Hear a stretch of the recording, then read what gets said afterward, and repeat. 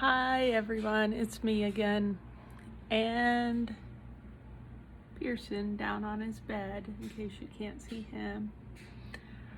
I wanted to show you my wonderful classroom. It's getting a little messier and a little scarier. I still have my McDonald's drink. It's just water though, so don't worry. And I wanted to get back with you again on some chapter 4 things. Hopefully it is going well on the budgeting, and if you have any questions at all, please let me know. Otherwise, let's get through this section 4.2 regarding agreements and record keeping. This is mainly trying to help us understand what a legally binding agreement is, and a contract is legally enforceable between two or more parties. And the key things I think on this slide probably are express contracts. All express really means is that parties state the terms in words. They express it in words, and those words can be verbal or written. So an express contract is both a verbal and or written contract. And then there's implied contracts, which I think the book gave you a pretty good example of on page 91, where it talked about they don't have to be written, they're created by your actions. So that if you go and mow your neighbor's yard this week and get paid $20, and then you go and mow it next week and they pay you $20, then it's implied that if you go the following week and mow the yard, they will pay you $20. So again, the purpose or the intent is for it to be binding between parties. So on this slide, which is slide 20, it talks about the 4 elements that are required in order to make it be binding. And there has to be agreement, consideration, capacity, and legality. So each of the following slides are going to talk about each of those things. So the first requirement to make it binding is an agreement. And all that really says is there has to be an offer and an acceptance for there to be an agreement, and that should be logical. And if someone counter offers, so you make an offer, they don't accept it, but they counter offer, then that's another offer being made, and that has to be accepted for it to be a contract. So that should be logical.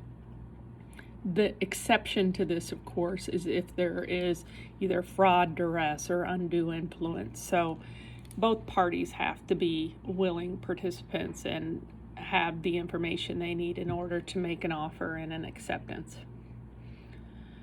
The second element that is required is consideration, and those first 2 bullet points are really the key. So consideration is value has to be exchanged, not just one way, but I have to give and receive value in a contract, and that value can be money, it can be a promise, it can be a service, it can be an actual good or service or item. So an exchange of value is important. Capacity.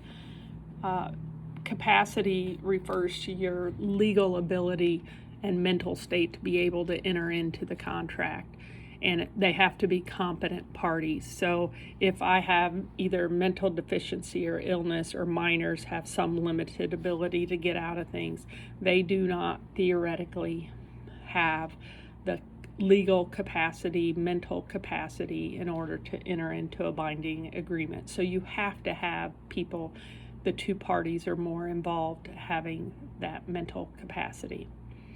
And then the last requirement is legality, and it has to be a legally enforceable thing. So if I were doing a drug deal, illegal drugs, a drug deal wouldn't count. So even though I would have an offer and an acceptance, and I would have the consideration, the exchange of money for drugs, and I would have the capacity that I'm old enough and of sound mind to do it, it still isn't legal, so it couldn't be a contract, an enforceable contract.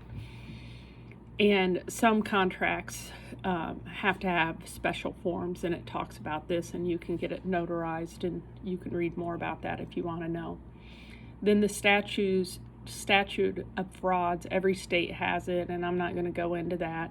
But there are certain laws around what things have to be in writing, and it pretty much is just telling you if it's a big deal, like buying property or over 500, things like that, it has to be a contract that's in writing. Verbal's not enough. And this responsibility of agreement slide, I'm just going to let you read that on your own. This one's somewhat important, the slide on negotiable instruments, and that's slide number 28. And that one is basically telling you that a negotiable instrument is an unconditional written promise to pay a specified sum of money upon demand of the holder. So it's a promise. We said in exchange it can be a promise, and to pay a specified sum of money. So the money is the other value. So that's the exchange that's happening. And common instruments are checks and promissory notes. And checks we'll talk about in chapter 5 again. But it is basically, if I write a check to you, I am promising to pay you, and you are the holder, so that when you demand payment, like it talks about here, upon demand of the holder, that's you, that you will get the money that I said I would pay you. So checks are the most common for sure that most people do. And then there are promissory notes, which are also written promises to pay. And they give you some of the terms of who these people are, the maker and payee and people like that. So feel free to read through that, but it's not crucial. You know that for this class. And then we have warranties. Most of you are probably already familiar with a warranty. If the product fails, it tells you what happens. The key is you need to know if the product fails from normal wear and tear, the warranty would not cover it.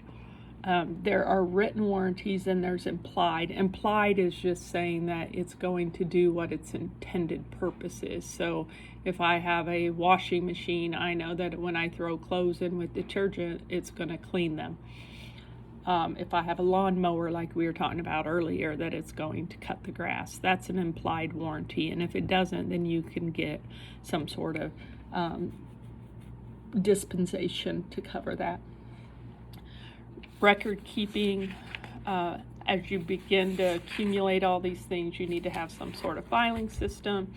And there are paper filing systems, and they kind of go through here how you can do that, be it by the vendor or by the type of expense it is, like travel, taxes, auto, or you can do it electronically, which is certainly a lot easier and better these days. And then there's tons of software programs out there that can help you if you need it. So that really wraps up all of section 4.